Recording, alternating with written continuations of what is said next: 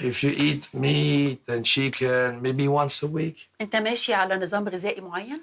Yeah, maybe animals once a week. Animals, because animals ice, like horse, like falcons, ice, heart.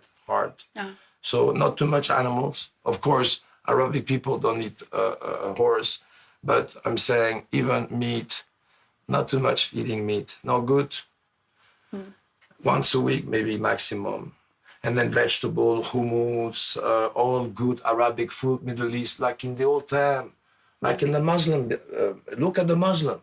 Bread, almond, apple. Go read. Yeah. Read. You discover in the Muslim lots of good thing. Okay.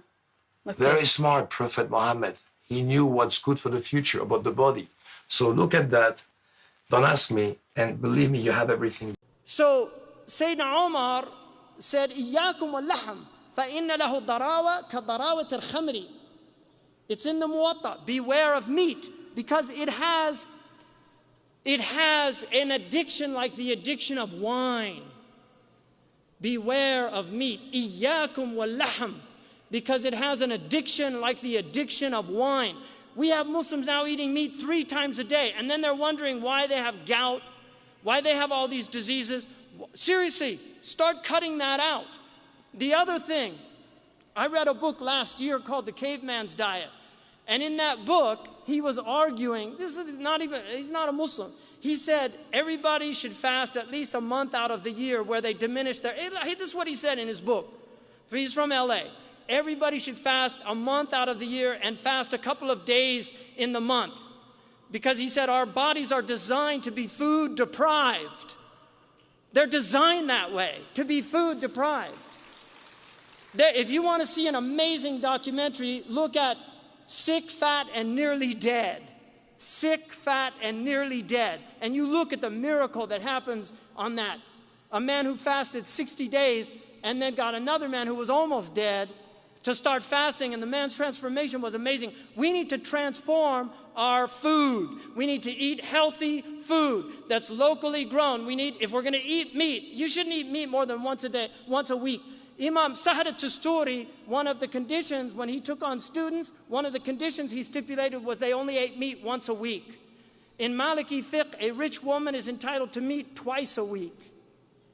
Muslims were semi-vegetarians. The Prophet ﷺ was a semi-vegetarian. He did not eat a lot of meat. This is a fact. You can read it in the seerah. 2 months they would see no smoke came out of his chimney. And they would say, what were you eating? They said, al-aswadain. It's in the Sahih collection. Al-aswadain, water and dates. Dates are one of the most beneficial foods in the world. So this is absolutely imperative that you change your diets. We're eating far too much processed foods. All of this cancer, 1 out of 4 people is getting cancer now. Heart disease, diabetes. 70% of people in some of the Gulf states over 40 have type 2 diabetes. 70%. They're drinking, eating all this processed food. Cancer has become epidemic in West Africa because they're eating all these processed foods. Eat fresh, healthy foods. Eat good foods. This is part of our religion. Allah doesn't mention food without mentioning halal and tayyib. Make your food a source of nutrition. Don't eat empty food. Don't eat too much food. Really, eat twice a day. Sahal was asked, he said, what do you say about a man who eats once a day? He said, akul al-anbiya, that's the way the prophets eat. He said, what about twice a day? He said, akul al-salihin. He said, that's the way the righteous eat. And then he said, what about 3 times a day? He said, build for them a trough. Build for them a trough.